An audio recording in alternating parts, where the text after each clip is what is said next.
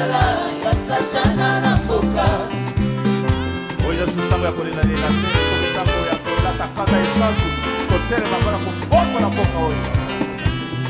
Sepona loboko tomona nguya na yoe katina ekolo na biso. Osala minene utayo bandana bato obokisi nini pona mboka. Tumeli na pasi ya temps pour tout yaka to bandera ilongona yoe. Bonsoir, bonsoir. Il est présentement 21h, heure ya Kinshasa. Bonsoir chez vous. Mbote, mbote, mbote, binonyoso, oyo bozali branché sur www.congohorizon.com, l'agence audiovisuelle de la résistance patriotique congolaise. Mbote, mbote, esika nyoso bozali. Bino oyo inaka mboka ya bako la République démocratique du Congo. Mbote mbote sika bozali ezala na Afrique, ezala na Amerika, na Europe, na Océanie, ezala na Asia, na ebik bozali très nombreux branchés ce soir. Chose promise, chose due. Sur Congo Horizon Média Plus et na pokwa na lelo comme na momesano, connaissez la voix de votre serviteur Grégoire Watupa, communément connu na média patriotique comme Nyoka ou Abulanda. Gonga Ekoki Tenge to annonsaki na ba réseaux sociaux que n'a pas sur Congo Horizon Média Plus. Vous allez en direct au Tirabino Kipindi. Vous allez Sabino Nyonso Matondo.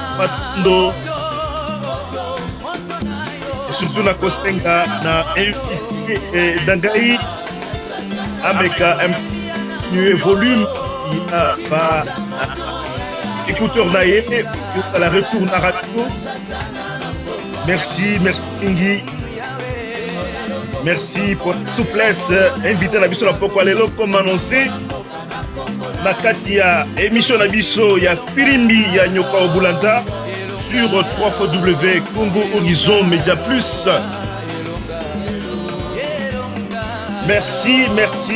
Et pour le moment, nous demandons à la technique d'arrêter un petit peu de la musique. Voilà, c'est parti. Pour ete tomekako solo la na poko na lelo na maematali mboka ya Bangkoko. Na émission na biso ya poko na lelo ya mboto banda tika ete to remercier le très haut Nzambe Mvidimukulu Kalunga Zapa oyo babengaka Allah subhanahu wa ta'ala. Tozali kopesa ye merci mingi pona kopesa biso pema na poko na lelo po ete to solola na bino. Merci mingi na nkolo Nzambe oyo apesi biso mabele kitoko la République démocratique du Congo.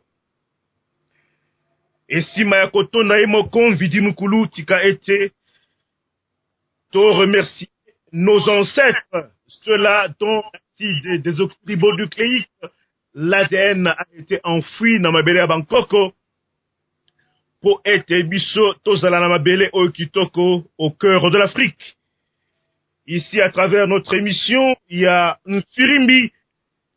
Grégoire, en même temps, saisit l'occasion pour être à saluer mémoire. Il y a nos martyrs, il y a Holocauste, il y a Léopold II, plus de 10 millions de morts, y compris bah martyr, il y a indépendance, bah martyr, il y a processus, il y a démocratisation, et pourquoi pas bah martyr, oyo, il y a processus, il y a résistance, oyo bisognon to télémis pour être to omeka ko télémela bay pour mboka na biso. Merci mingi na pourquoi lelo comme annoncé na ba réseaux sociaux nazanga mokote tozali na invité de marque oyo déjà a marqué par réseaux sociaux récemment avec son intervention percutante concernant l'assassinat crapuleux, l'empoisonnement crapuleux. Il y a Moto Yanzambe, Yantoma Yanzambe, frère Nabiso Alain Moloto. Yambo nakende mosika tika ete naleka ipaya mopaya nanga name yokopesa yembote pasteur John Kabwidibidi. Bonsoir. Bonsoir papa Grégoire Nyoka Wabulanda, bonsoir Bisika aux amis. Je profite de l'occasion pour nakopesa ba patriote nyonso ba résistant nyonso éparpillé à diaspora awa na mboka na Kinshasa kuna mbote na bino Bisika bozali. Kolo apambola bino na pokwa lelo. Merci mingi pasteur John qui n'est plus à présenter mais pour beaucoup d'auditeurs oyo bazali branchés ce soir sur www.congohorizon.com, l'agence audiovisuelle à résistance patriotique congolaise.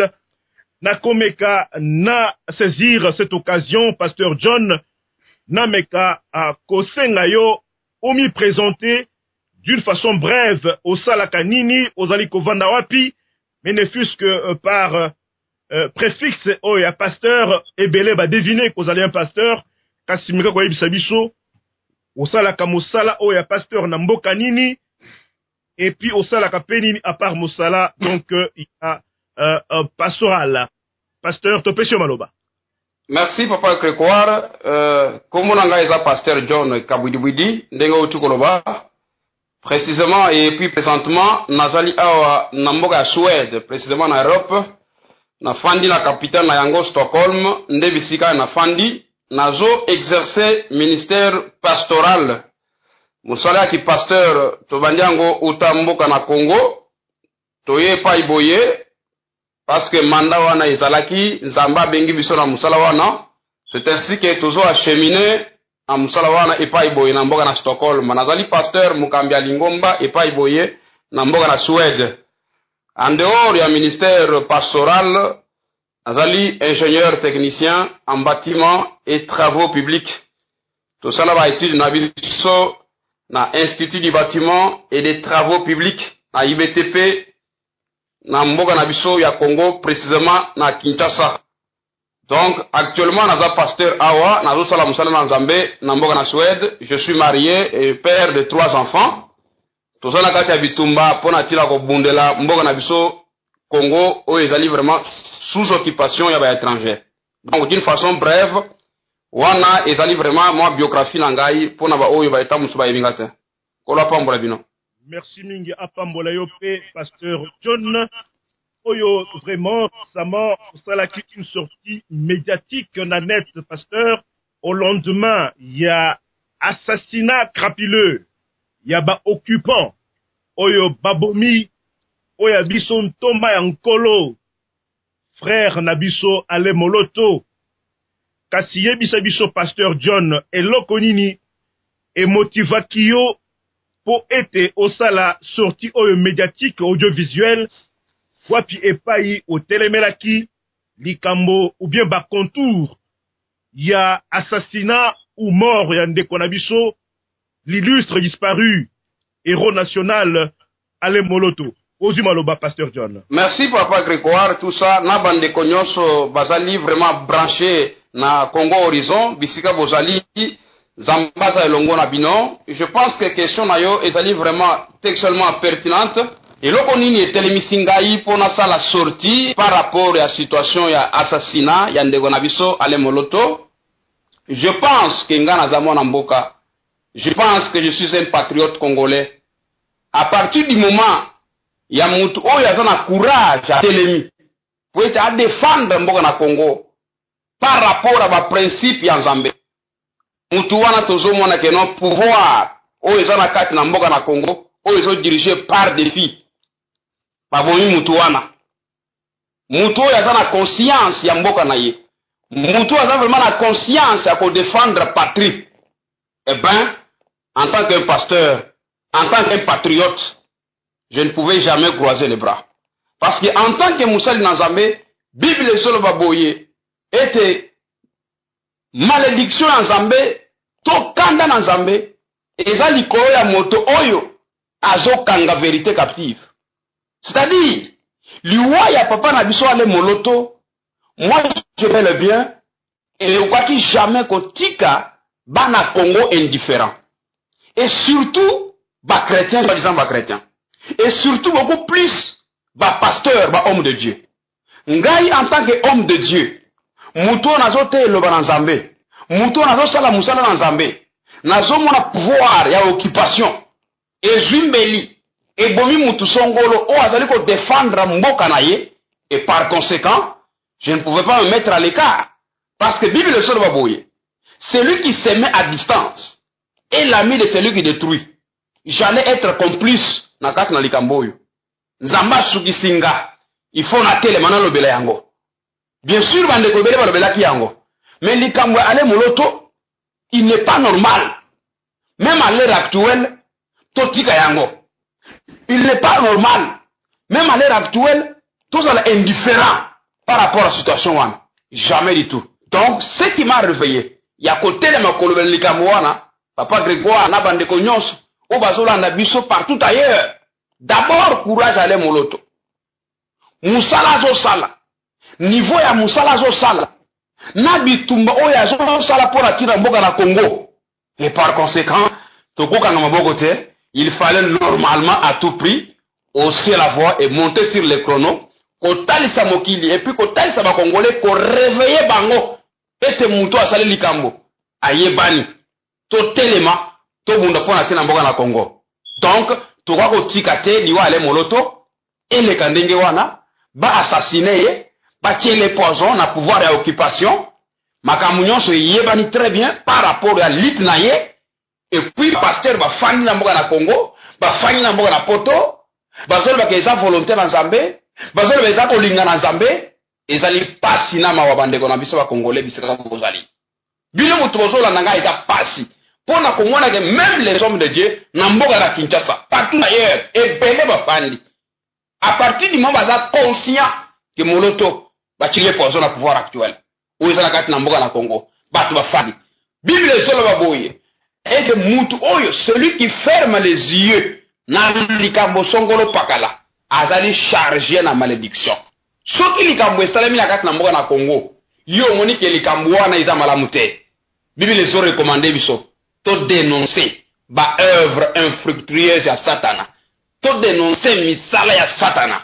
Donc je sais très bien que ils allaient le boko ya Satana, ou ils allaient diriger par pouvoir, ou ils allaient kati na mboka na Congo, ya onde mutu telemaki pour être elongo ya biso ale moloto na kati na musala azo sala et puis na kati ya bitumba azo bundela Congo. Donc motivation na ngai ezalaki ndenge wana. Pour voir qu'il y a un juste qui vient de disparaître, pour voir qu'il y a un combattant, pour voir qu'il y a un résistant. Et Satan a tué le boko. Moi je pense, c'était l'Ikamwa Bissonyo sur les Congolais, et surtout Basali Nanzambe na kati na mboka na Congo, ba telema, ba ganga, ba lobela yango, ba dénoncer yango. Mais malheureusement, et bien les bafandi, parce qu'ils sont déjà corrompus. Donc, motivation dans Gaïzali, motivation, il y a un patriote congolais, où vraiment, azali na notion, azali vraiment na passion, un bon canaillé, azali vraiment na poste à délivrance, un bon canaillé, à moni vraiment que non, likambo et salami, et zamalamute, et sengeli go dénoncer yango. C'est ce qui, yangonde mouté motiva kingai, na telema, tolo bela yango, et plutôt qu'on fait comprendre, parce que non, bitumba, oh, yale moloto a kofeli, to koti yangote, to continue yango, jusqu'à la fin. Je pense que, par rapport à la question de M. Grégoire, j'ai quand même vraiment répondu pourquoi na télémelaki likambo na pona kina komimisango na niveau média. Merci Mingi. Merci pasteur John. Nazako rappelé na bandeko oyo bauti ko rejoindre biso sur www.congohorizon.com que na poko na lelo émission na biso kafu kafu ya firimbi tozali na mopaya oyo penza azali patriote, non seulement azali patriote, azali mostali na Nzambe.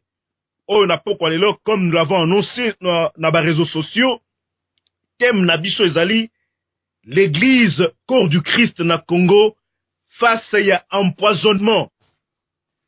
Ya oya biso Thomas, frère na biso Alain Moloto. Alors pona ko éclaircir, pona ko meka, ko édifier bande ko na biso ba patriote oyo bazola na Congo zo na pokwa lelo, to joaki peza mokano ya que te na pokwa lelo, to za la peza na mosala Nzambe oyo peza zali komi démarquer un peu na nzela ya ba mususu oyo bazali peza ko renier rôle na bango ya citoyen, rôle na bango ya patriote pour ba meka ko coaliser avec le pouvoir d'occupation.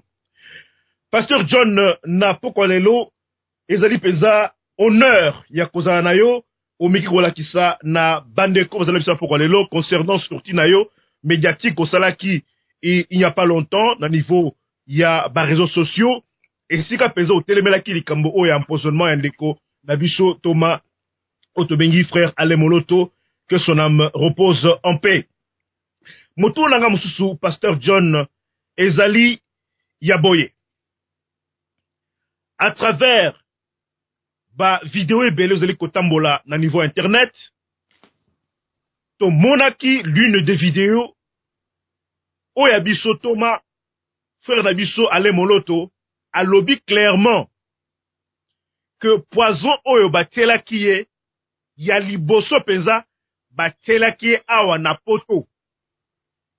Kasi bandeko balani mingi bayebi ete ndeko na biso Alain Moloto akoki kokende banganda te, akoki kokende bafete oyo tobengaka donc ya bato ya mokili te entre guillemets, mais akotoyaka beaucoup plus les hommes de Dieu.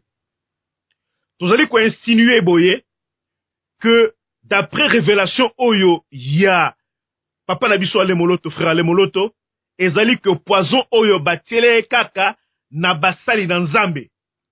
Kasi yo pe ozali mosala Nzambe. Comment expliquer que bino oyo bozali ko revêtir carapace oyo ya kosaela Nzambe na bosolo pona ko save ba vie, pona ko battre la vie? Comment expliquer que liwa ou bien acte oya mabe ya koboma, ya empoisonner et outil au ben na maboko na bino? Yo en tant que mosala Nzambe, mais qu'un peu kolembo la biso, pasteur John, ce qui se passe réellement na kati ya église, autre église corps du Christ na mboka Congo. Pasteur John Osana Maloba. Merci papa, merci Bandeko Bazolanda. Vraiment ce n'est pas étonnant. Ce n'est pas étonnant, il y a comme on a que même pasteur à côté de la moninga na poison. Et ça vraiment ématé. Le problème est qu'il faut d'abord savoir et ba église otoza na yango na kati na mboka na Congo ebele wana. C'est ba église wana eza na volonté na Nzambe, to eza na volonté na Nzambe te. C'est ça. Donc moi je peux vous dire ici tout haut que 80% il y a passeur 80% il y a basali au bazana mboka na Congo baza batu o bazo sala musala parce que Nzamba bengi bango te, mais bazo sala musala parce que bazana ba intérêt na bango. Donc 80% il y a bato bazala kat na mboka na Congo. Vous vous imaginez, ce sont les pasteurs. Pourquoi mboka Congo ekufi? Mboka Congo ekufi, ba bomi Congo c'est pas pasteur. Laissez-moi vous dire ça. Ce ne sont même pas les hommes politiques, c'est donc bato ba bomi Congo lelo, bazali ba soi-disant basali na Nzambe.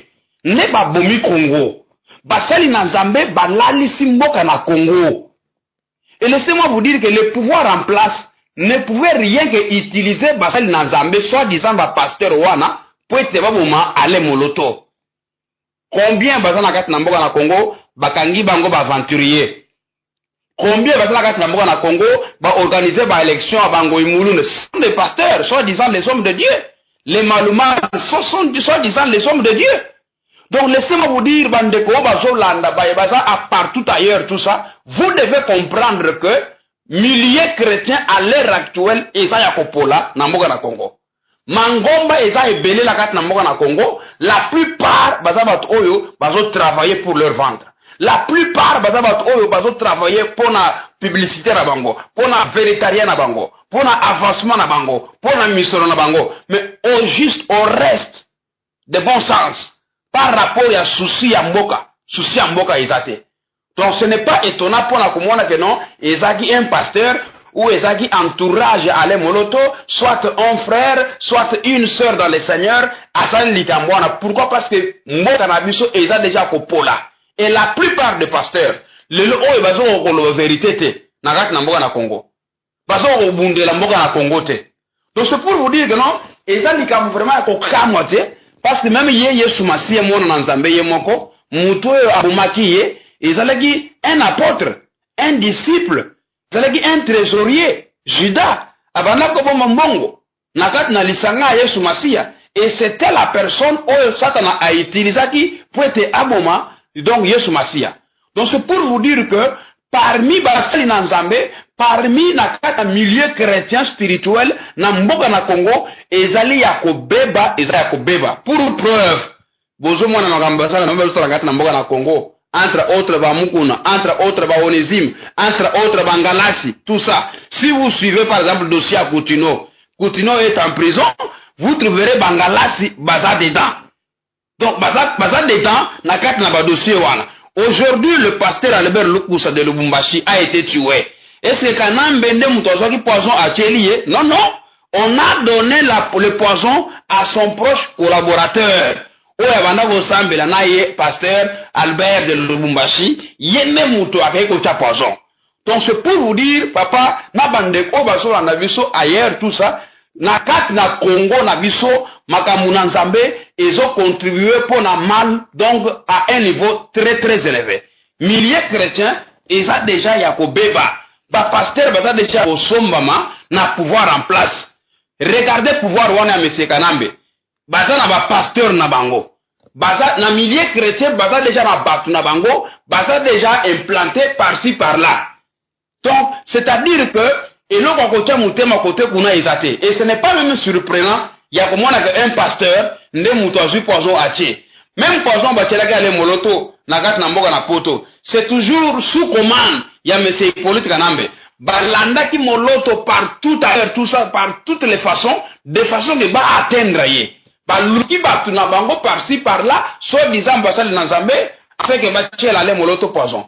Donc ce n'est pas surprenant papa Grégoire, ce n'est pas surprenant bana Congo bisika bozali pour na komona ke ba pasteur le oyo ne bazo détruire mboka na Congo biso y compris nangai parce que je ne dois pas me mettre à l'égard parce que nous sommes tous bana mboka na Congo mais la plupart ya batu le oyo ne bazo détruire mboka na Congo. Confiance na minute kozala wapi na mboka na Congo. Confiance kozala wapi soki le ndio ba pasteur bako telema liboso. Ceux qui le pasteur, bako défendre. Ceux qui le pasteur, bazali à mesure ya la vérité, rien que vérité, mais il n'arrive pas à dénoncer le mal quand il faut dénoncer le mal.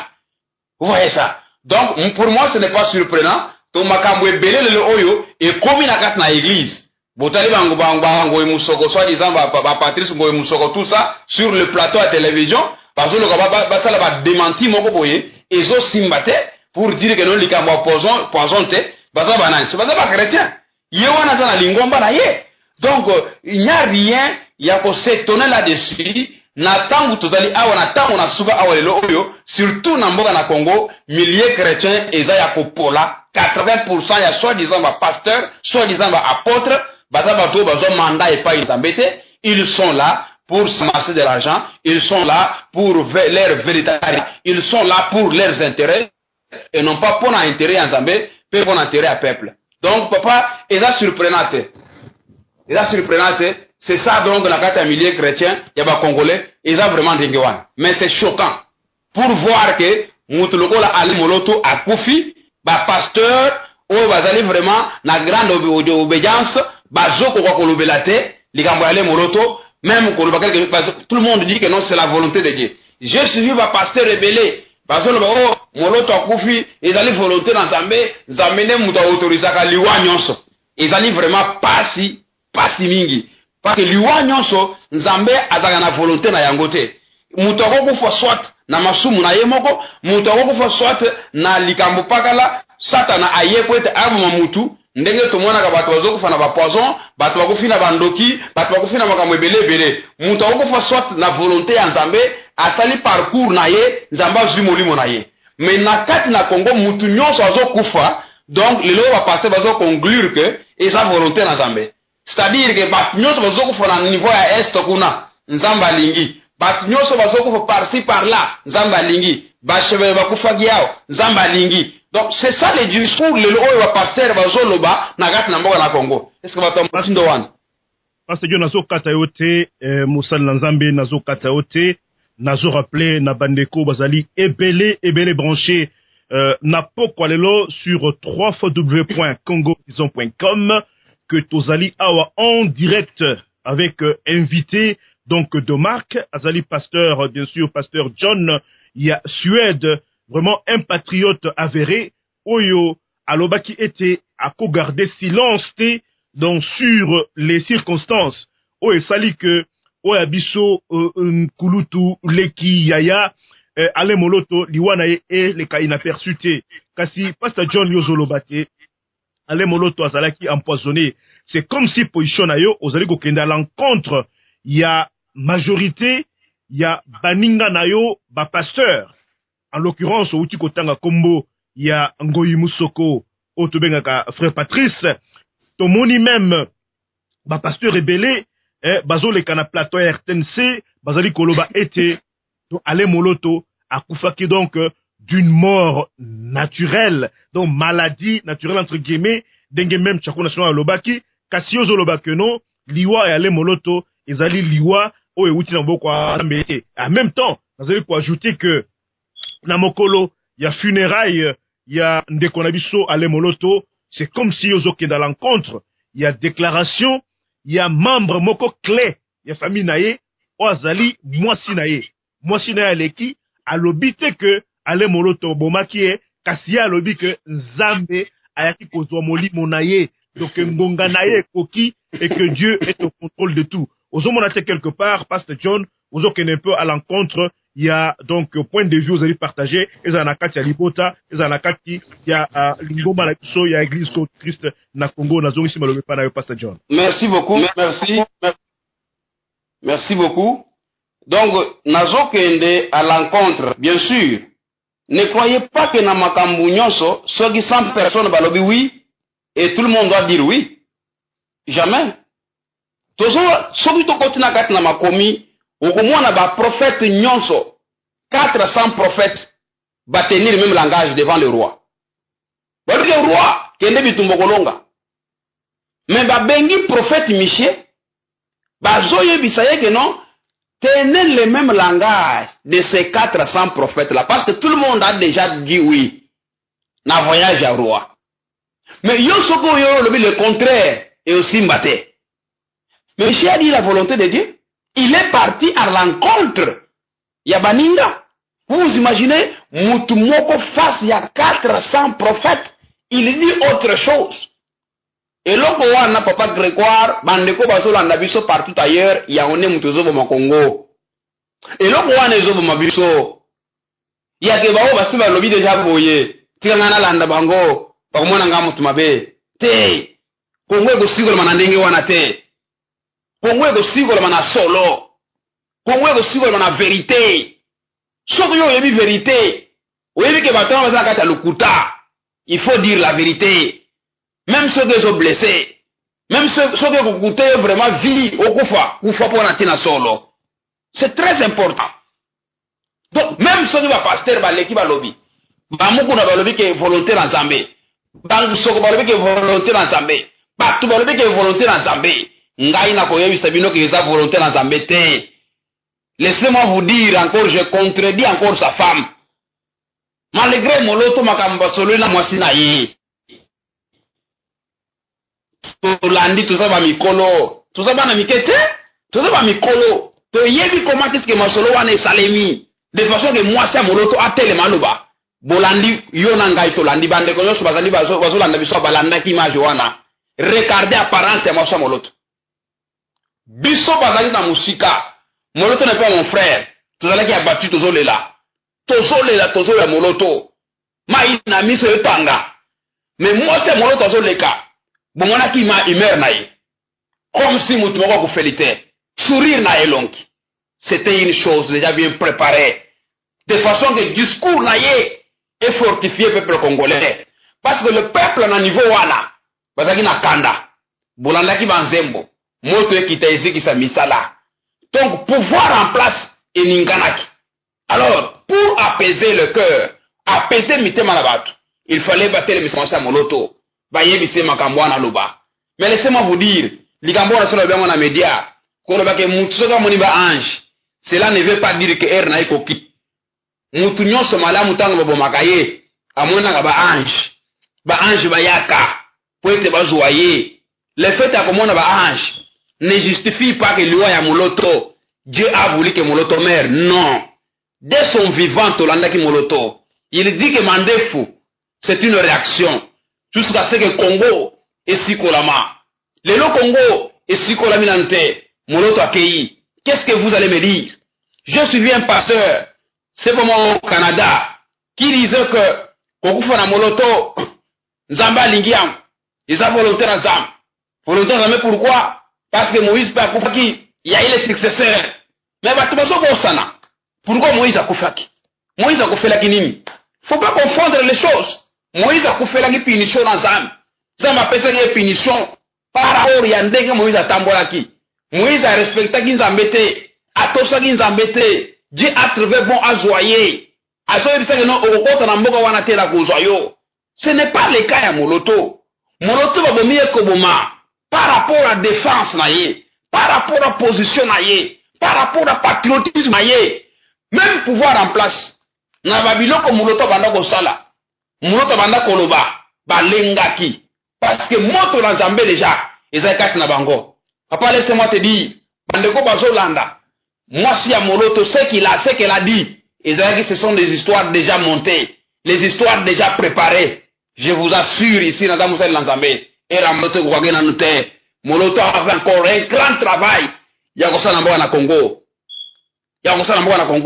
mais maintenant le moloto akofi qui va prendre Eden parce que ceux qui Nzamba azozo mutu na ye azo préparer relève ya musalawana na mission Nzamba pesaki moloto ya Eden tolo bana Gaël te na Gaël c'est autre chose moloto est mort à cause de likambo ya Eden likambo ya Congo nde mutu moloto akufeli mais lelo na minute oyo nana kozo bâton de commandement nana kozo relais na mboka na Kinshasa na kati na Eden soyez-en sûr mutu akozala te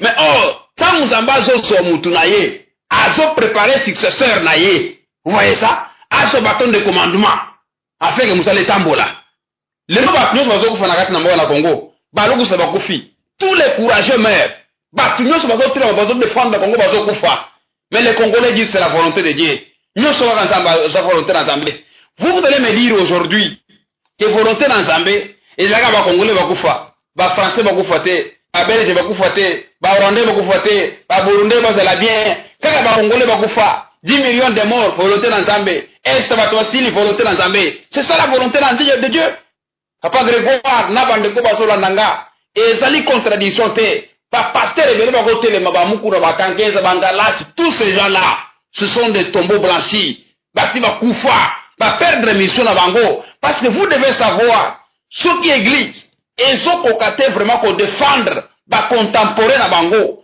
parce que kokate ko défendre souci ya peuple église on ne perdre mission le logo ba pasteur bazokokate ko délivrer mboka na souffrance wana ko délivrer mboka o la sous occupation na ba prière na bango la seule personne aux ambatele misaki ezaki moloto babumiye la première personne était Gustino Fernando bakangiye Albert Lukus aye babumiye moloto aye babumiye nous partons où tozokende wapi donc je ne suis pas en contradiction ba pasteur bazolo bawana tout ça na moi c'est ndinga lobi bango bazana ngamu na bango il n'arrive même pas à dire la vérité et ce que moi je vous dis c'est la vérité rien que la vérité Ale Moloto a été empoisonné par preuve ezali ezakutu ya kolobate ba yembi na ye ba si ba pesi ba information belé sur likambo aliwa na ye donc tout ça l'encontre te bangonde bazo kosa ba pasteur wana wala na plateau bazo flatter kanambe po bapesa bango mbongo bazofula te kalambe po bamangomba na bango ekufa te bazofula te kalambe po bazala vraiment envie parce qu'ils ont déjà amassé babi matériel. Donc c'est ça, nous sommes dans l'obligation de dire la vérité, rien que la vérité, parce que même Jésus Christ a joué sa disciple dans Matthieu chapitre 5 verset 10. Alors dit heureux serez-vous si vous êtes persécutés pour la justice. Le lova pasteur na Congo baso kokate basa la persécuté à cause de la justice. Papa tozo kende wapi. Ceux qui le justice na Congo, même na ba pasteur soi-disant ba homme de Dieu, ils n'arrivent pas à être justes. Ils ne défendent pas la justice. Ils ne défendent pas la vérité. Tozo kende wapi. Donc, trop c'est trop. Nous devons nous réveiller. Nous devons hausser le ton. Nous devons parler, dire la vérité, rien que la vérité, par rapport à makambo sur la Congo. Matondo. Merci Mingi, merci Pasteur John. Nazali ko rappelé na bandeko que tozali na pokwa lelo na Pasteur John Kabudibidi oyo penza azali un vrai patriote, non seulement andimi que asala musala nzambe, mais en même temps l'obiété musala nzambe il faut salement en concomitance avec donc musala yakosala lamboka, c'est ainsi que azali un patriote. Azali kolobana pokwa lelo, donc à cœur ouvert sur Congo Horizon Média Plus www.congohorizon.com et Sika Tozali na pokwa lelo en direct pour na kosolola vraiment sur les circonstances ou les péripéties ya mort ya Oyabiso Ndeko Alain Moloto. Pasteur John Nazo continuer, je crois que émission Nabiso Ekoti na deuxième partie nango to kozala trop longtemps. Parce que Ngonga na biso ko poussana se ko poussana bandeko oyo balingi ba participer à l'émission, ils n'ont qu'à nous appeler par Skype au composé carrément donc congo.horizon. Donc na Skype na yo benga congo.horizon, horizon avec S, Congo na za ko epele CONGO.horizon, horizon HORIZONS. Donc Congo.horizon à partir de Skype, Sokozane Motuna, Yakotuna, donc Pasteur John Ozali, bienvenue na émission d'Abisso Firimbi, ya Pokonalo sur Congo Horizon. Nous allons présentement, donc 21h35 au Carillon, il y a Congo Horizon, heure locale, il y a Great Britain, et je crois que Zali, même heure aussi sur Kinshasa, bah, et oh, Bazali, dans niveau à continent, je crois que vous allez à peu près 22h35 minutes. Pasteur John Nakomekana Zongela, surtout Moboko Alikambo Ezali, prophétie, il y a Ndekonabiso Alain Moloto. Bien que Baningana wa pasteur Bazali ko nié circonstance aliwa naye, kasito le bela un petit peu mission naye ou bien message naye à Eden. Vous allez consister pour la libération Yamboka. Je crois que Bandeko Azali Kolanda, différents enseignements ya Alain, Azali Koloba était Zambe Azali Nakati ya Congo, apprécié prophétie, Azali ko évoqué l'un des passages bibliques, na Ézéchiel, je crois Ézéchiel 9, et si Azali Koloba était Congo, Mboka naye, Azali ko traverser situation, Oyo ba Israélite ba traverser à l'époque et sika ba tournaki mo Congo, Israël est commis et sika il y a profanation même na katia église. Donc tout le bel un peu mission Oyo ya Eden ozali na perception nini sur mission Oyo et surtout au lendemain à Liwanaye. Nayoki ozolobate lokola babomiye motomoko akokamba lisusu profession ya Eden te. Et dit que avec Liwa Moloto, professeur Zambé Kosale Mate, Nazongi Simaloba et Panayo, Pasteur John. Kolo pambola yo, et puis à pambola bande konyo subazo landa biso.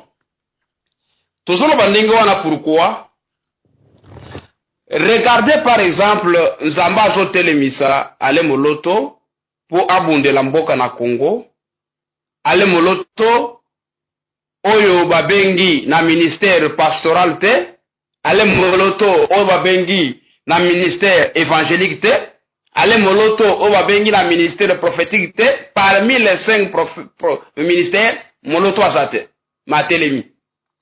Combien de pasteurs na kati na mboka na Congo oyo baza vraiment na ba église belé na mboka na Congo on compte de pasteurs azoko kate na kati na église na ye ate situation ya mboka na Congo baza boni 100% presque. Ils ne disent rien, ils sont là. Mission ya ale moloto ya Eden, ça c'est la mission ya Bonzambe. Logiquement parlant, ba pasteur na kati na mboka na Congo, tangu bazote likambo ya maloba na Nzambe, il fallait battre peu makambo mboka. Makambo tout eza na kati na Bible awa. Bible solo bakena toute autorité vient de Dieu.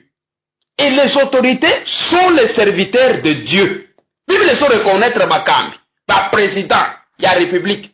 Et ils sont reconnaître ba institution ya mboka. Bible sont reconnaître bazali ba serviteur ya Nzambe.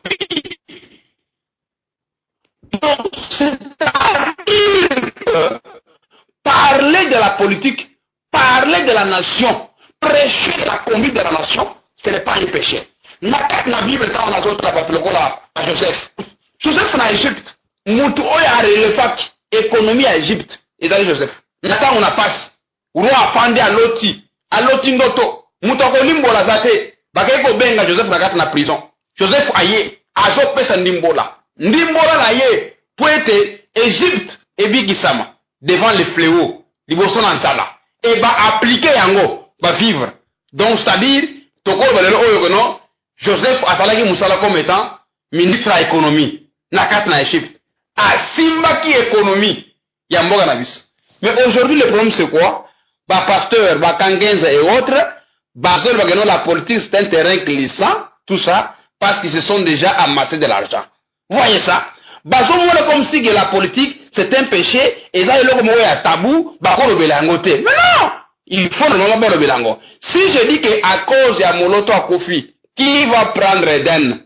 C'est parce que nazo mona, na mitu ya ba pasteur ya basal na Nzambe baza ba peureux baza ba corrompi baza ba tumoko baza na souci ya mboka te. Vous voyez ça? Donc ba tu aboye, ce sont des personnes qui sont très rares. Lokola ba ale moloto, lokola ba pasteur Albert Lokusa, lokola ba Coutinho, baza ba tumoko rare. Mais prions le Seigneur atele misepe mutu ya bongo osomona akende na musala ndenge moloto akendaki. Parce que le oyo soi-disant coordonnateur à Eden, Eric, mais c'est Eric, tout le monde y est très bien. Tant que mon Kofi, à l'objet de mon pardon, si mon yango, babengi na plateau, à l'objet de ça présenté. Mais coordonnateur à Eden, est-ce que vision à moloto pour la Congo, yé amelaki yango to amelaki yango te, a changé directement. Si je dis que non, ils ont passé pour musu soya ko zo musala wana na mboka na Congo, na zomo par rapport, il y a pourriture, il y a corruption aux agat na mboka na Congo, batubasu ko belangote. Mais Dieu est capable, prophétie en Nzambe et kokisama, na gat na mboka na Congo. Je ne peux pas m'opposer à la prophétie en Nzambe. Na dit que Nzambe est capable, il y a côté de misa mutu musus, même pas un pasteur, un frère quelque part, teremipe à continuer na musalawa. Comme je vous ai annoncé dernièrement, que ngai awa na mboka la Suède, et de ne botami. Kala mingi te ba émission ezo banda. Ba émission akafuka fo ezo banda. Makambo eza ebele, ekonomi na Bible awa. Vous voyez ça? Donc, vision à moloto ya Eden, eza vision moko étrange te. Vous voyez ça? C'est la même vision, oyo Nzambe apesaki Moïse. Parce que tozo mona bana Israël, na Égypte, na kata souffrance, na mboka Pharaon. Dieu a suscité Moïse, que va, parce que je vis la souffrance de mon peuple. Et Moïse est parti. C'est la même des choses pour natir en Mboka Congo. Mais le pasteur prêche autre chose. Bazo prêcher les camps Moïse, mais ils ne font pas allusion par rapport à la souffrance. Il y a Mboka Congo. Donc, vision à Eden, ils ont vision Moko Nzambe, ils ont pensé Moko Nzambe, Nzambe a réveillé, conscience à l'emoloto, pour être attelé à l'okona, à Kende Liboso. Mais, ba pasteur Boni ba soutenaki yena ligamboana. Bana Congo. Soki ba pasteur ebele ba telemaka. Ba soutenaka moloto na Eden. Je pense que pouvoir en place, elinge banga. Pour étudier le moloto poison. Parce que ba moni ki ba pasteur ebele, ba telemi na kati na ligambo. Mais moloto a vu vision, il y a Eden. Combien des éditions à Salaki? Combien de mois à Salaki? Vous voyez ça? Dans son message dernier, il dit que non, environ 10 mois, c'est un atelier chaque foyer. C'est-à-dire, abandonné depuis très longtemps. Pasteur n'est pas emboîté moloto pas. Nagat naimoni sediwan. Que non, le frère a commencé une bonne vision, emboîtons les pas. Aucun pasteur. Aucun pasteur. Donc c'est triste. C'est pour vous dire que Mboga Nabiso est Koufa à cause d'Abiso chrétien. Parce que toujours qu'on catégorie la vérité. Politiciens Gogo Sanaye pour avoir opposition. Politiciens Gogo Sanaye pour avoir poste ministériel. Mais yo pasteur, on est censé défendre, hein, volontaire dans Amérique, défendre la vérité. Toujours qu'on gagne. Donc vision moto est une vision purement spirituelle. Et je pense que Dieu est toujours capable, par rapport à la prophétie, il y a côté le métamoutou sur la gâte na Congo, même batebele la gâte na diaspora awa, totalement, pour être témoin de douane à Eden, et koufote, et que toujours liboso. Mais zo salanga pasi makasi, pour na kumwana ke basali na Nzambe na mboka na Congo, bafandi, lelo oyo moloto akufi, il y a un silence. Dans 2 mois, 3 mois awa, qui parlera de moloto? Tout le monde va oublier, et ça va passer comme ça. Plus tard, il y aura un silence.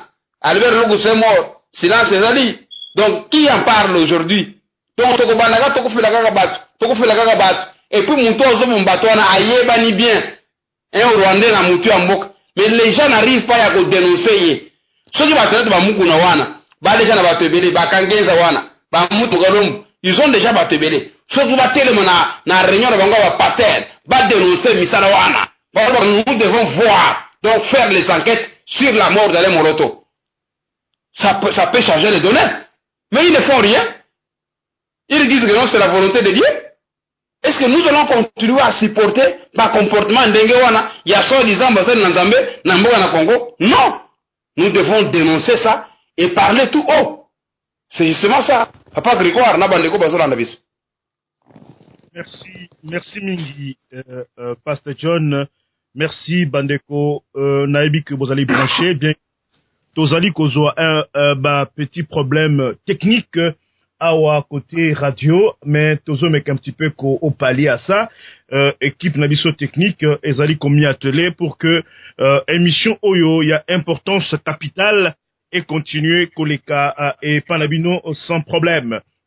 Naebi que Bozali bien ancré sur notre URL www.congohorizon.com, horizon avec S, ceux qui bolingi bobenga par Skype, ezali congo.horizon.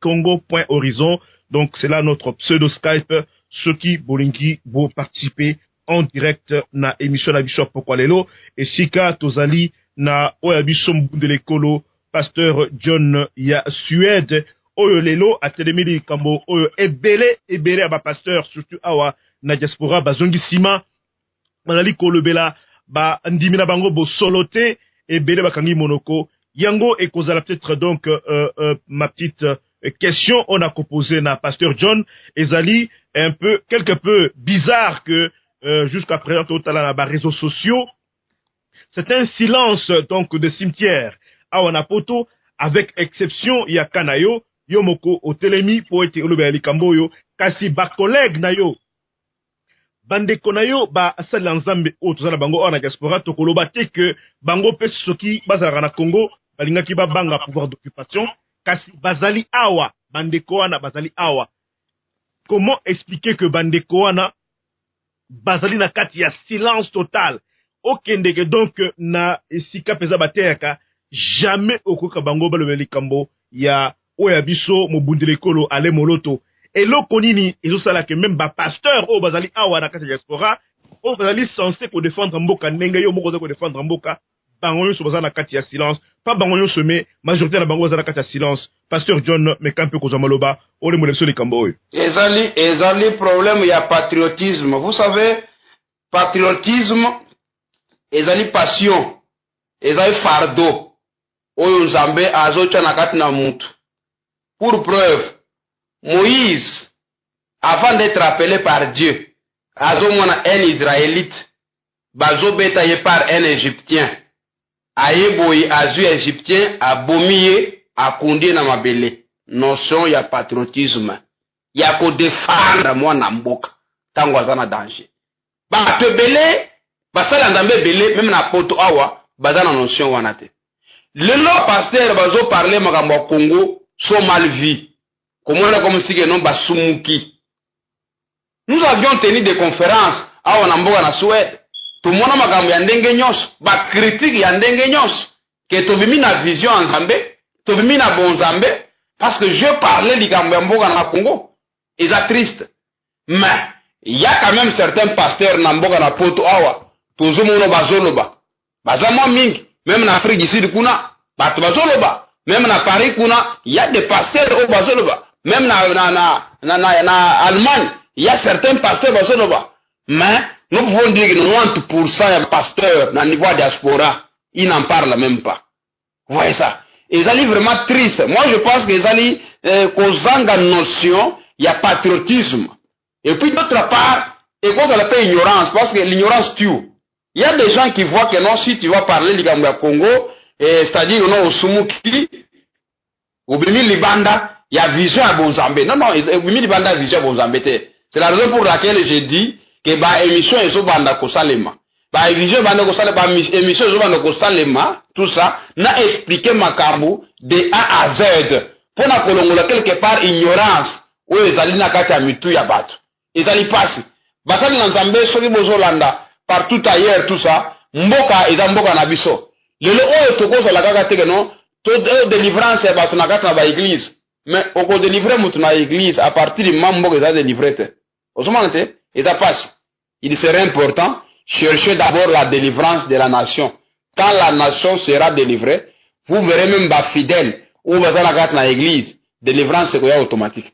C'est ça. Yo zo délivrer mutu par rapport à la situation économique. Mais la kata na mboka misala ezalaka te. Akoza musala wapi? Ça ne vaut pas la peine. Il faut lutter à la tête. Il faut lutter donc au sommet. En fait, le misala ezalaka na mboka. C'est pourquoi certaines prières, autres zakala na mboka na Congo, ezana wana sens te. Parce que même na poto ko mona ba mindela wana poto ba bonde la ko wala fufu, ba bonde la ko wala ba misala, ba bonde la te. Musala ezali. Muto atangi azui musala, oya asala kate azui le fufu, sangi abonde la. Mais na Congo pour oser fufu, il faut organiser des prières. Ou ça la bajenne, pour ça m'appelle ce fufu. Est-ce que vous imaginez que ça sont des principes normaux? Basali na Zambie tote le mabisika bozali. Tokota na gata na pension oyo, tokota na gata mukumba oyo. Notion à patriotisme, et ça na gata na biso. Poto bundela mboka na Congo. Moi je pense, indifférence oyo za na gata na mboka na diaspora awa, ya ba pasteur rebelle, ezali manque ya patriotisme. Et puis des fois aussi ignorance. Parce que l'ignorance aussi tue. C'est ainsi que les hommes ont que non, diaspora va te belé, bazo bela makamamboka te, hein, batumuke, ne bazali vraiment engagé pour n'atteindre au bout de la ligamboka na biso au Congo, et puis parler de la situation de notre pays. Donc je pense que c'est ça, ce qui est à la base. Mais c'est triste. C'est triste. Merci beaucoup, Pasteur John. Nazo rappelé na bandeko oyo bazali kwa lebiso na pokwa lelo. Naebi très bien que Congo Horizon Zoleka sans problème, technicien Azolek Sangaite et Zoleka sans problème. Pour on appelle ça un petit peu pasta commune après c'est na suka émission na biso na meka un petit peu ko lekisa moi loembo pour ameka un peu ko zoa moi tant un peu il y a un répit et pour topese peut-être donc maloba presque à suka pour tomber clôturer l'émission Abisso, donc émission Ozobenga, donc Firimbi, qui passe en direct sur www.congohorizon.com. Apokалelo, pasteur John, on a constat dans la technique, Bolimbisi, Ameka, côté Abisso, un peu moins Loyembo, Tomeka, Ko Olanda, un petit peu, donc, tout morceau de musique, et Kozala, et Sengo, un peu, donc, il y a à Makassi. Tolelipe mingi okomi tango ya kotelema kolata kanda isantu kopamela ya kopamela kopapa ya kopapa kokata ya kokata kolela moto na nsapi kitapata kosikisela satana moto itisa moto yaya etikita misala ya satana na moto moto itisa moto yaya etikita misala ya satana na moto.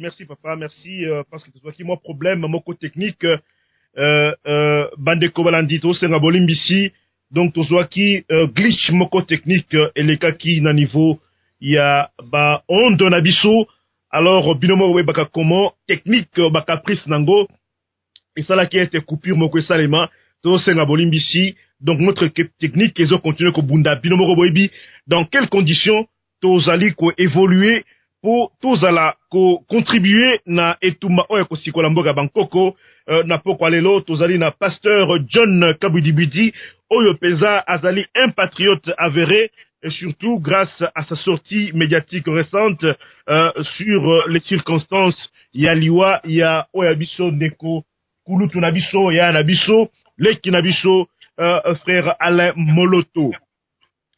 Pasteur Tokoni, je crois, Nasuka, il y a émission Nabiso Apokwalelo, bien que tu aies problème technique, Bandeko, Bazali, branché, épelé, Kasimingi, Bazomeka, Bakota, mais parce que vous avez le problème, Awa technique, Bazomeka, qu'au jeune Rebiso en studio T, peut-être prochainement, tu quoi arranger pour être émission et les cas en interaction entre Biso, na, Bapatriote, au Bazali, qu'on a Biso, Mokili Mobimba, et ça na Congo, ezala na Sénégal, partout en Afrique du Sud, na États-Unis, na Europe, na Asie, donc na Océanie, bande kwazali ebele, ozana biso na poko alelo.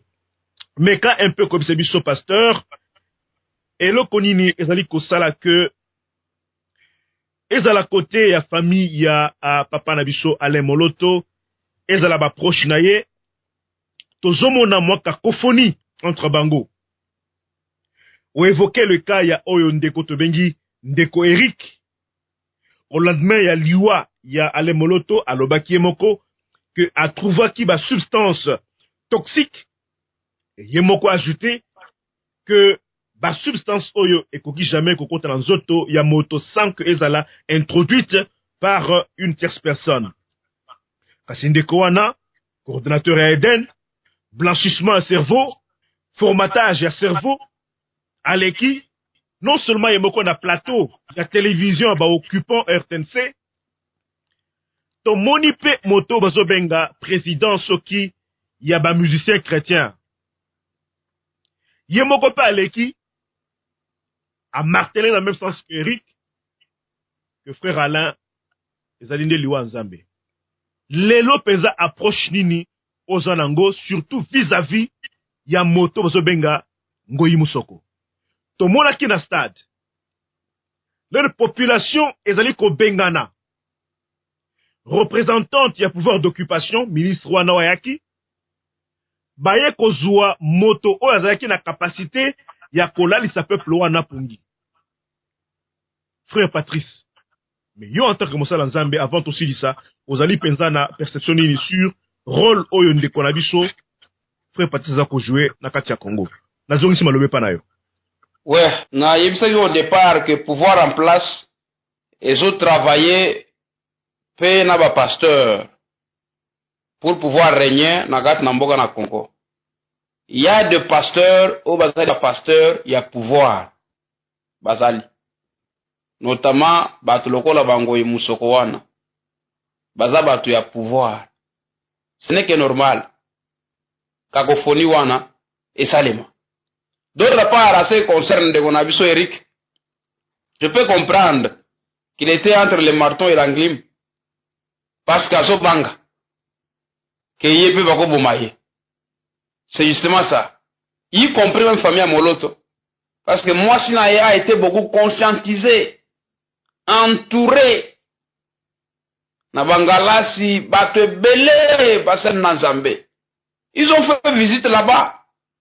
Ba sololi ba expliquer ye Moloto sia kufi talaboye lobaboy so ga enveloppe et pesami ko ça les pesami ba promesse ko ça les salami wana oko sala boy toko pesa boy na bobangi wana elle ne pouvait que répondre na ba aspiration na bango na ba attente na bango. C'est ce qui s'est passé. Mais, conscience na ye famille à Moloto. Bayebi. Que ça ne va pas. Moi, je me disais ici, quand j'ai vu ces images, dans le but que ce ngana c'est la moine à moloto, na stade wane le woringé salema. J'allais dire la vérité, rien que la vérité. Mais j'ai compris que Boban Gezali, par rapport au pouvoir d'occupation, oye bomagaïta la kate. Vous savez tout ça. Lecture, on a ça la place wana, par rapport à la famille à moloto, ils ont wana, Boban Gezali. Et puis, Basoulaki, Bachibango moral. Il doit y avoir ma présence, soit ma cadeau, soit ma matériel, où ils allaient déjà prévu, tout ça. Que bon comprendre, la bino a serre kofi, talaboy. C'est ainsi que non, moi si, à rien contre la gâte à papier jouana. Mais conscience n'a yé, ils ont reproché. Même plus tard, tu as la vérité. Mais étant donné qu'à la gâte dans le Congo, ils ont passé pour avoir des problèmes à Gamsus. Bango et Moussoko, ce sont les gens qui travaillent avec le pouvoir en place. Ce sont des traîtres. Pas traître. Regardez même ma vidéo à Sali dernièrement pour être à l'eau pour ajuster Bamakambo. Et aussi Magagate. Ce sont les gens qui sont là en train de travailler avec le pouvoir en place. Bazawana pona lokumu na zambete, bazawana pona tina misolo na bango, pona tina bien-être na bango, pona tina vie na bango. C'est seulement ça. Batondingwana, il faut les oublier. Et aussi non ba véritable basala nzambe à solo. Bazana notion ya passion, bazana notion ya patriotisme, totalement. To mobiliser bas na Kinshasa, to tinda ba message, to changer même message na l'église na biso, to introduire notion patriotisme. Na rat na mboka na biso Congo, na ba église na biso, sans pour autant mettre de côté royaume de Sié.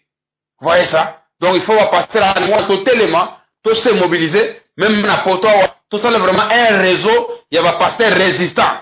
Un réseau va pasteur va dire contre pouvoir et occupation on va sauter vraiment le banazamena ndenge sengeli mais ils attendent tout le monde à diaspora wa passer à télé qui est résistant pardon Pasteur John Bolimbisi nazokata yote nazokata fil de mémoire na yote mais bande gomususu bazokomelanga bazoloba mais ozali penza ko sonner comme pasteur te parce que ba pasteur belé bater kaka donc bonheur ya lola mais comment yo en tant que Moussala Nzambe, vous allez koloba à partir les campus de Kalambo Kalabiso, au créer réseau à pasteur résistant. Aux hommes on a que non un résistant, azali diamétralement opposé na ministère Moussala ministère donc abino il y a action pastorale. Ok, merci beaucoup. Il y a un autre kolobi c'est que non ignorance et zoboma. Bible zoloba que pouvoir nyonso. O ezali na misala ngoma lamute. Il faut que tu aies le pouvoir wana. But elingi ko loba ke soki tote lola, c'est-à-dire que non, to côté makamo mokilite. Soki tote lola, c'est-à-dire que non, to kolata te, to kosala misala te, to kolia te, to kobala te, to kobalisa te. Lola c'est autre chose. Quand Jésus même est venu, après avoir prêché batu lola, allez si batu te, batu balia kite. Biloko batubalaga na utaki lola. C'est utaki na mokili yao. Si aujourd'hui même à Congo nous prêchons les gens, le Seigneur va vous élever, il va vous bénir, il va vous guérir. Et ça lola. C'est ça lola, c'est? Donc c'est-à-dire que non, ignorance eza makasi. Tala batoko ba Néhémie. Ba moni que Jérusalem kufi, mira ekoi. Je dois partir pour reconstruire la muraille de Jérusalem. Accueilli peut être atonga muraille. Et ça ni lelo. C'est ça qu'on veut. Le pouvoir en place, où est dirigé par M. Kabila. Bazo mba congolais, bazo détruire. Qui en parle? Donc les pasteurs doivent rester toujours entre les quatre murs. Tokendelola. C'est ça. C'est ça le message à Bonzambe. À partir du moment contemporain na biso ba patriote bazo kufa na est ba bazo kufa. J'ai suivi les images ici bande ko na biso bazo beta bango na Angola na bito soko la ndiba image wana so bande ko biso ba ndiba image wana na fanda na zolela bazo beta ba congolais lokolo ba nyama na ba mabende na banzete. Ça se passe en Angola côté kuna. Mais aujourd'hui na kati na biso mboka nyonso kufi. Vous croyez qu'un bon pasteur est celui qui dit seulement qu'il est dans l'ola. Tant que pasteur a seulement pouvoir, on a pouvoir en zambete. Pasteur en zambete. avec notion au Pesabiso, il y a que non, laisser la politique aux politiciens. Vous vous imaginez? Non, ça c'est une ignorance. Ignorance, et ça n'a qu'à faire, parce que l'ignorance tue. Peuple congolais a un droit naïe, il y a qu'à se défendre. Pas que regarde n'a pas de go baso la nangai. Je vous pose la question sur le onga na faina gat na ndako nangai yao, na mwasina bana. Na moni batu bakote a 5 batu bakote a ba zui mwana ngai ba bomi, abomi mwana ngai mbale ba bomi, ba yepo bo mwasi ngai. Ngana kotika bango? Na kotika bango te?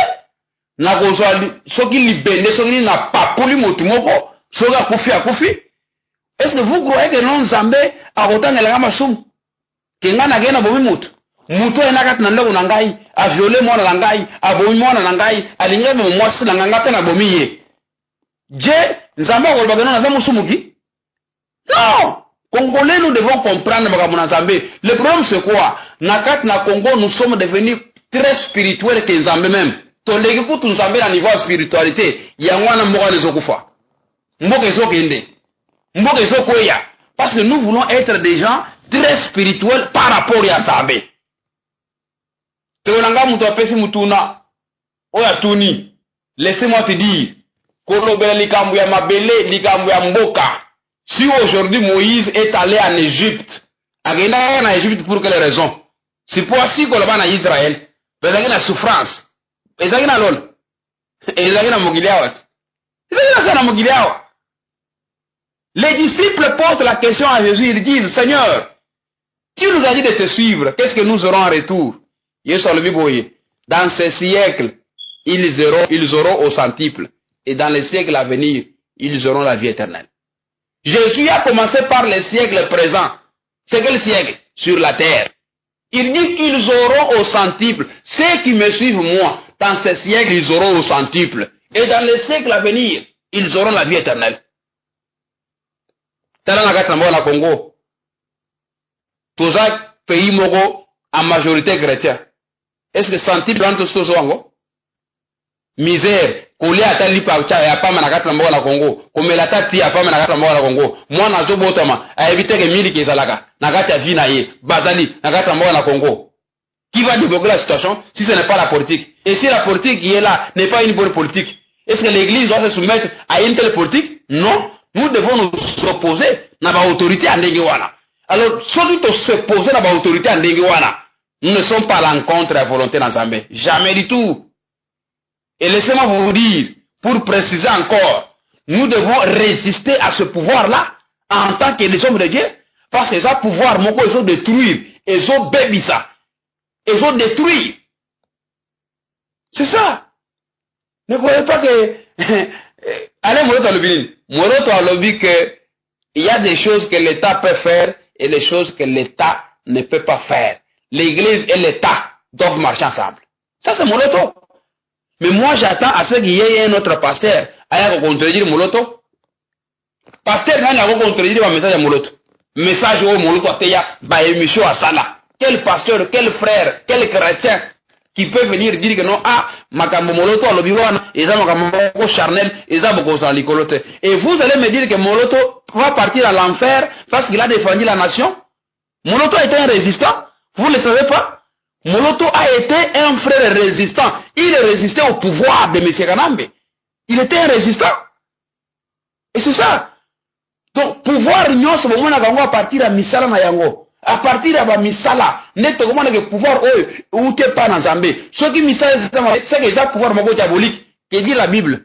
Résister au diable. La Bible dit que résister au... Quand on dit résister au diable, c'est-à-dire quoi? On ne va pas voir le diable comme ça en face. Ce sont les œuvres du diable que nous allons résister. Quand je parle d'un réseau de pasteurs résistants, c'est-à-dire que ce sont les pasteurs qui résistent na misala ya satana na mboka na Congo. Et na misala ya satana na mboka na Congo, et zomonisama à travers les autorités au bazar na mboka na Congo, et par conséquent, nous devons les résister. Moi, je suis un pasteur résistant. Je suis en train de combattre, de résister à ce pouvoir-là d'occupation na mboka na Congo. Amen. Que le Seigneur vous bénisse, papa. Merci beaucoup. Vous bénissez aussi, moi Namboka, pasteur John Oyo Azali, un pasteur résistant Donc, Bandeko Balandi à www.congohorizon.com. Tozali, awana pokwa lelo na émission na biso, Firimbi, avec comme thème, donc, l'église corps du Christ na RDC, avec situation au Italie, liwa ou bien empoisonnement, il y a Ndeko na biso, Alain Moloto. Et na pokwa lelo, tozala pasteur John Oazali, un résistant, à lobby était à l'Ekalelo, après sa biso, mwangonga na précieux, Tomega ko échanger sur thème oyo et actualité brûlante de l'heure. Nakanisi, na lobaki to dépasser un peu ton abisso, parce que zoaki moi problème technique na katikata émission nabiso, kasi to komi na suka, il y a émission nabiso le lelo, il y a Mokolo, il y a mercredi 28 août 2013, il est présentement donc 22h15 heure locale au Carillon, il y a Congo Horizon Media Plus, Awana Great Britain, Bino au Bozali Namboka Kinshasa, Tozali, donc même heure, Baye, Bazali Kwadabiso, na continent, vous êtes déjà au-delà, donc, vos comico approché minuit, donc 23h à peu près quart, Tozali Pezana, Esengo, Yakumona Bino, Ebele, Pona Kolanabiso na Poko Alelo. Alors, pour la possible cette émission, tika un peu, nazonga et pas pasteur John Ameka, un peu copé sabicho, lobane asuka, pasta na o, nous sommes la poko alelo, concernant bas circonstances, yayo le moloto, laissant auto-tirer na liwa naye, et le belipe ministère naye, autobengi prophétie sur le Congo, à salaki mo salamone na kola kisa que, zambe o akela likolo akela na se, zambe o akela RDC, Azali présentement na Katiambo Kanabiso et qu'il a promis que ako papa, ako frappé. Alors, Lobanini, Ozali Nango Asuka, Potosilisa, émission Abiso, Yafokwa Lelo, pasteur John Ozana Maloba. Attends, papa Grégoire, tout ça. Il y a l'Iboso d'abord, Nazo remercier yo, tout ça de m'avoir accordé ce temps, tout ça, tout partager ensemble. Et l'ongona bande konyon, Sobazola Ndabiso à travers le monde. Zambaza Nabino. Il va souka ezalete par rapport à la situation ya le moloto vision aux zamba pesiye ba congolais to se réveiller to prendre conscience to saisir ba opportunité. C'est une opportunité, c'est-à-dire Nzambe alinga sala eloko asika na kati na mboka na Congo. Moloto akofi pambate. C'est za po efongola biso matoi. To comprendre que mboka wana biso ba chrétien to na importance ya kubunda pona tina mboka na Congo. C'est ainsi que nazo senga bandeko na ngai ba pasteur, ba chrétien, ba serviteur de Dieu. Tolongola abstinence tout ça na yango. Indifférence tout ça na yango par rapport à likambo mboka na Congo. Nous devons faire l'effort en fait que tout élément to bundela mboka na Congo. To lancer message, to télémi peuple, to mobiliser peuple en fait que mboka na biso esikolama. Et vision à Eden, nazo senga ete ba onyonso bazana notion ya mboka, bazana pensée à patriotisme, ba télémise vision wana. Eza la kuna na mboka na Kinshasa, eza la partout ailleurs na gata Europe, parce que awa na soeur déjà, ngana so ban déjà musala. Na sino ju fardo wana. Que non Eden, eza li vision na biso. Eza vision moloto, eza vision nanga, ezo défendre mboka na Congo.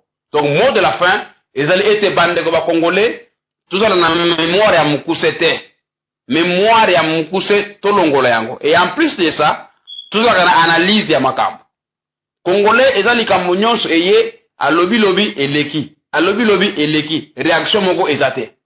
Donc nous devons comprendre que liwa ya le moloto to utiliser yango comme étant une leçon na kati ya communauté congolaise. Qu'est-ce que Dieu veut nous parler à travers liwa moloto? Quel est le message que Dieu transmet à la nation congolaise par rapport à l'Iwala Moloto? C'est-à-dire, Zamba Lingalo Bebeso que non to télément. To bundela mboka na Congo, parce que pouvoir ya Satana, et aussi la kalamingité, to tepelisa moto.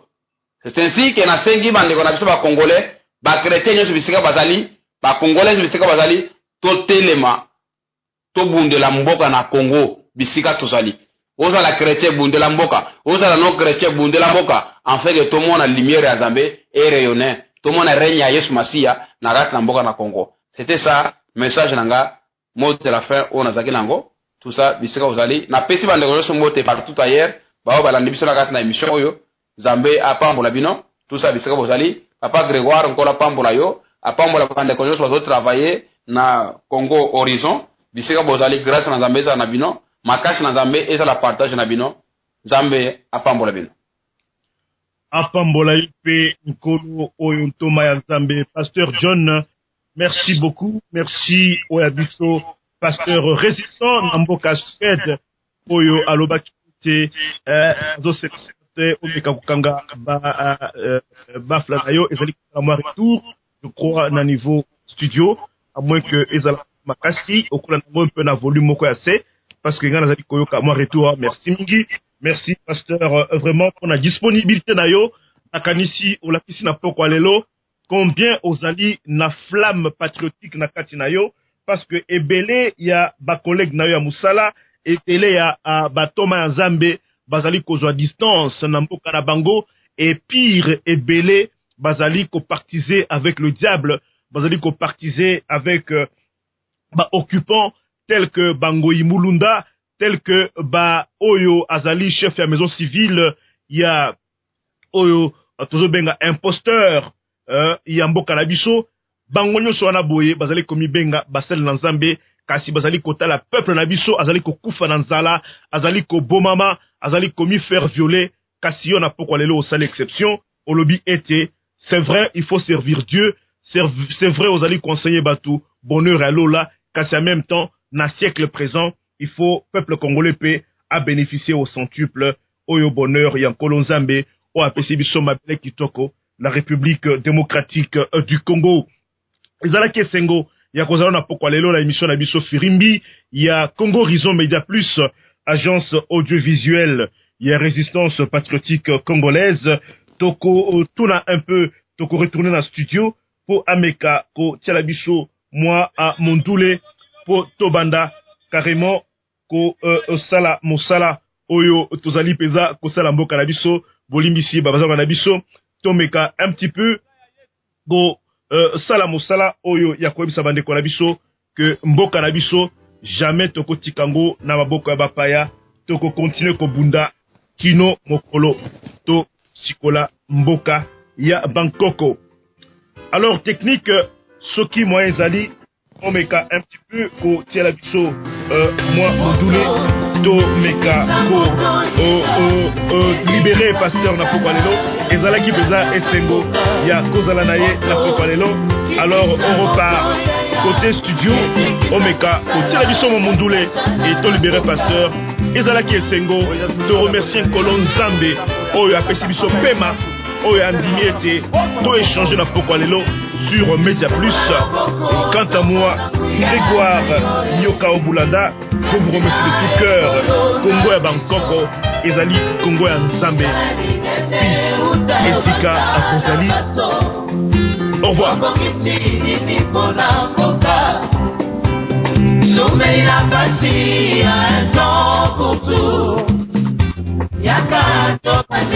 Elonga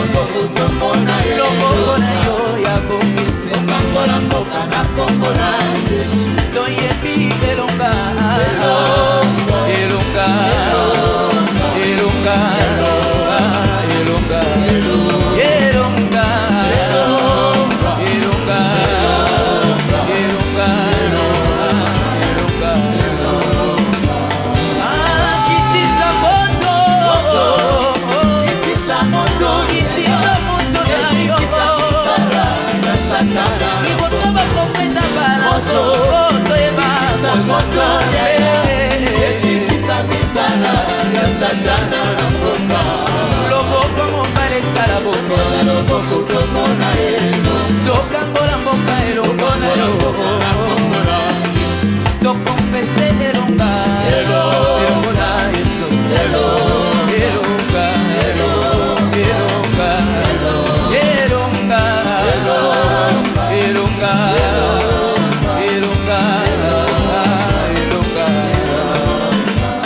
akitisa moto na mboka ya biso esikisa misala ya satana na moto kitisa moto yaya na mboka ya esikisa misala ya satana na mboka loboko mobali esala boko toza loboko tomona tokangola mboka elongo na yo elongo na Yesu elonga eza elonga elonga elonga tokokata misiko oyo te mpo tokosongela ngo mais là nous allons nous lever contre le prince de l'air qui fait obstacle contre le plan de Dieu dans ce pays. Na kombo na Yesu, alléluia. ya likolo oyo ezali kopekisa mongo na Nzambe likolo na mboka oyo toza kopapa to papi au nom de Jésus toza kokweza nguya nyonso ya mipepe ya likolo mipepe nyonso eza kotambola likolo ya mboka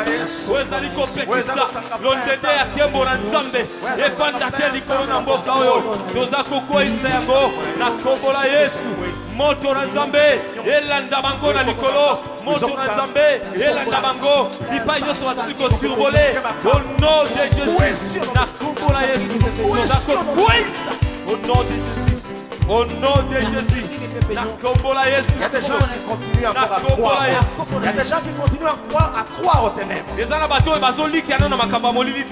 allons déclarer la fin du règne des ténèbres dans ce pays.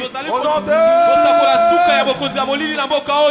na kombo la Yesu na kombo la Yesu bokonzi ya molili na mboka oyo esili bokonzi ya molili na mboka oyo esuka bokonzi ya molili na mboka oyo esuka oye bibi na se na mai oye uti na bazamba oye uti likolo bangomba na lolenge nyonso oye uti na libanda ya mboka na kombo la Yesu toza kopapa toza kopapa toza kopapa toza kopapa mopanga la Yawe mopanga la Yesu elanda bango mopanga la Yesu ekweyisa yango ebuka bandako na bango ebuka basuku na bango milangi na bango ebukana milangi na bango ebukana na kombo la Yesu na kombo la Yesu na kombo la Yesu bautaki na bango tokweyisi na kombo la Yesu Kristo Alléluia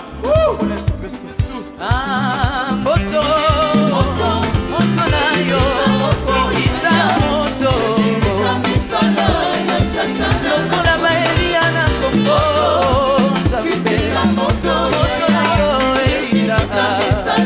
ya satana na mboka loboko mobali esala boke toza loboko tomona tokangola mboka elongo na yo toyembi elonga elonga elonga elonga elonga elonga elonga elonga kitisa moto kitisa moto na yo liboso baprofeta balako toyeba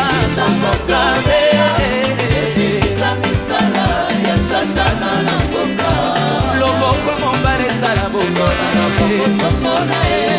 tokangola mboka elongo na yo elongo na Yesu elonga eza elonga elonga Nous allons proclamer le règne de Jésus-Christ en RDC. tokotatola bokonzi na Yesu Kristo na mboka Nous allons Kongo proclamer Jésus-Christ roi du Congo. tokotatola Yesu Kristo mokonzi ya Nous mboka allons Kongo proclamer l'avènement de la royauté de Christ dans notre pays. Élevons nos voix au nom de Jésus-Christ. Alléluia. bondeli belela nguya ya molimo Proclamons le nom de bokonzi na Yesu Kristo na mboka Déclarons le Kongo Congo à Yesu Jésus. zwa esika na mboka Déclarons le Kongo Congo à Yesu Jésus. zala mokonzi ya Kongo Proclamons le Yesu règne de mokonzi ya Kongo Yesu mokonzi ya Kongo na province orientale Yesu nde mokonzi na Kivu Yesu nde mokonzi na Katanga Yesu nde mokonzi na Kasai Yesu nde mokonzi na Equateur Yesu nde mokonzi oh na Bandundu Yesu nde mokonzi na Bakongo Yesu nde mokonzi na ba province nyonso mokonzi na yo efanda mokonzi na yo efanda